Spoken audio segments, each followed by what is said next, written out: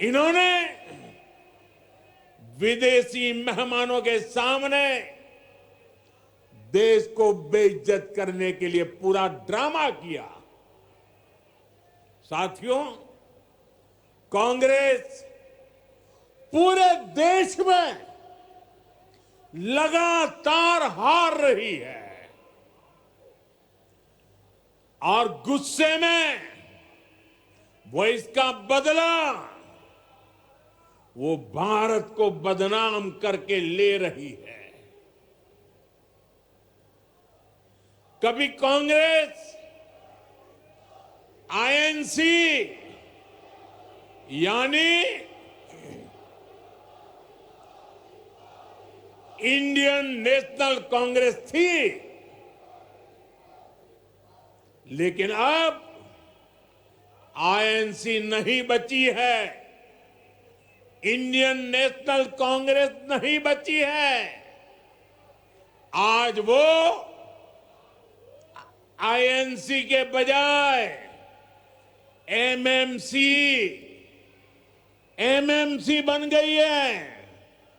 MMC यानी मुस्लिम लीगी माओवादी कांग्रेस हो चुकी है।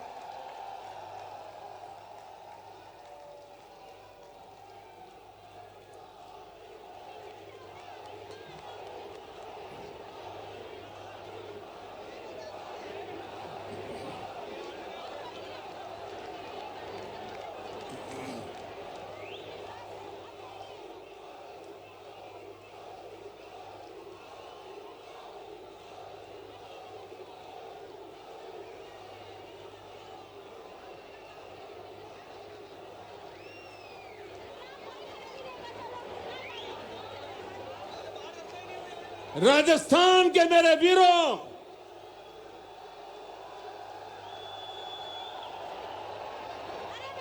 इतिहास गवाह है,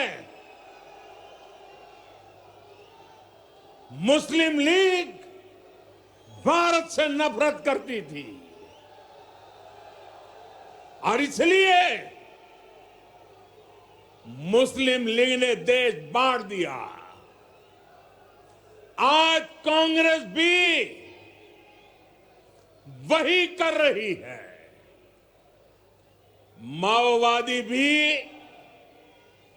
भारत की समृद्धि, हमारे संविधान और हमारे सफल लोकतंत्र से नफरत करते हैं।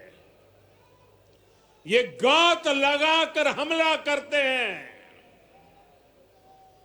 कांग्रेस भी घात लगाकर देश को बदनाम करने के लिए कहीं भी घुस जाती है।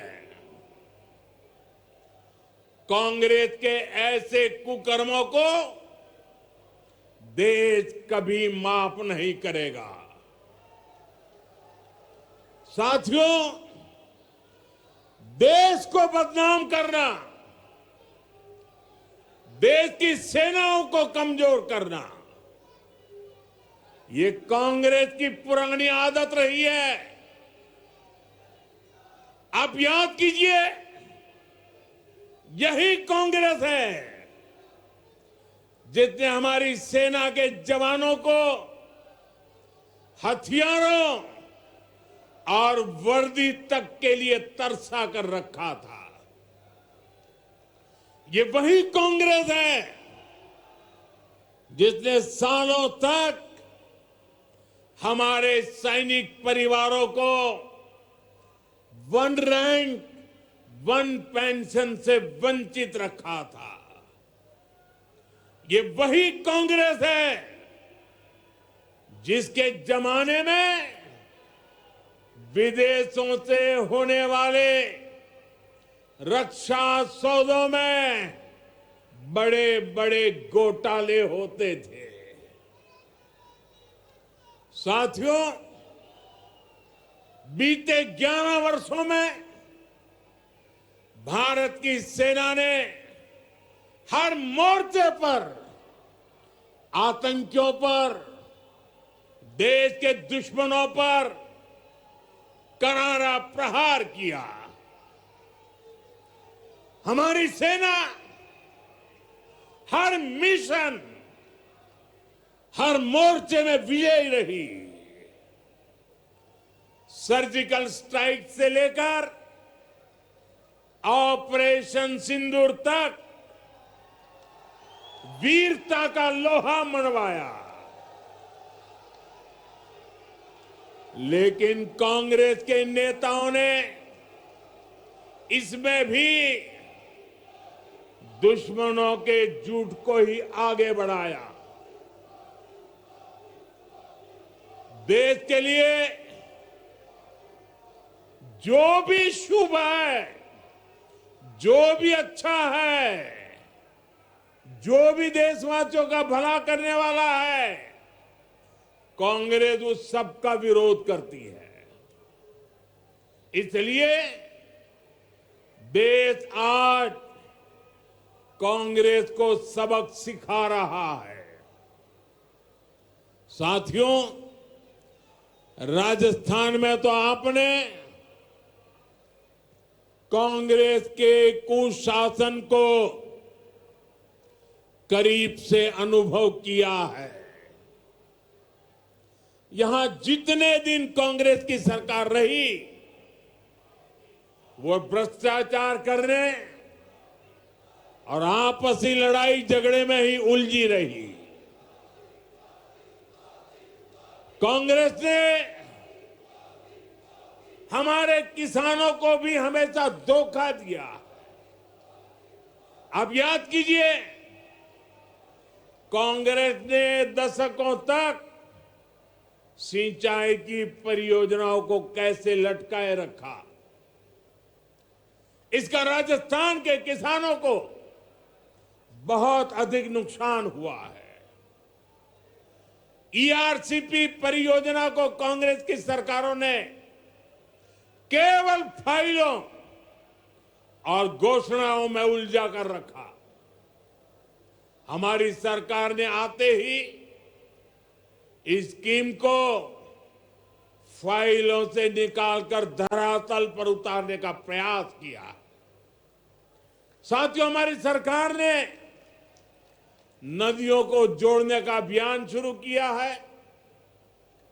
उसका बहुत अधिक फायदा राजस्थान को मिलना तय है।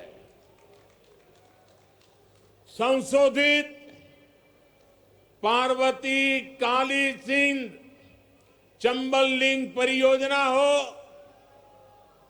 यमुना राजस्थान लिंक प्रोजेक्ट हो, डबल इंजन सरकार ऐसी अनेक सिंचाई परियोजनाओं का लाभ किसानों तक पहुंचाने के लिए प्रतिबद्ध है। आज भी झालावाड़, बारां, कोटा और बूंदी जिले के लिए पानी की अनेक परियोजनाओं पर काम शुरू हुआ है। हमारा प्रयास है कि राजस्थान में भूजल का स्तर भी ऊपर उठे। साथियों, भाजपा सरकार राजस्थान के सामर्थ्य को उसको समझते हुए योजनाएं बना रही है, उन्हें लागू कर रही है। मुझे खुशी है कि राजस्थान अब सूरज की ताकत से समृद्धि कमाने वाली धरती बन गया है। हम सब जानते हैं, हमारे राजस्थान में धूप की कोई कमी नहीं। अब यही धूप सामान्य मानवी के घर की बचत और कमाई का साधन बन रही है। और इसमें बहुत बड़ी भूमिका है प्रधानमंत्री सूर्यघर मुफ्त बिजली योजना की। इस योजना में राजस्थान का भाग्य बदलने की ताकत है। इस योजना में भाजपा सरकार लोगों को अपनी छत पर सोलर पैनल लगाने के लिए 78,000 रुपए की सहायता देती है। सरकार सीधे आपके बैंक खाते में पैसे भेजती है। आजादी के बाद सब बजट, सब योजनाएं देख लीजिए, जिसमें मध्यम वर्ग को सबसे ज्यादा लाभ होने वाला है, ऐसी योजना कभी नजर नहीं आएगी। आज इन परिवारों को सोलर पैनल लगाने के लिए 78,000 रुपया सीधा सरकार देती है। सबसे अधिक लाभ मध्यम वर्ग के लोग ले रहे हैं, और जिससे घर पर एक छोटा सा बिजली घर तैयार हो जाता है। दिन में सूरज की रोशनी से बिजली बनती है, घर में वही बिजली काम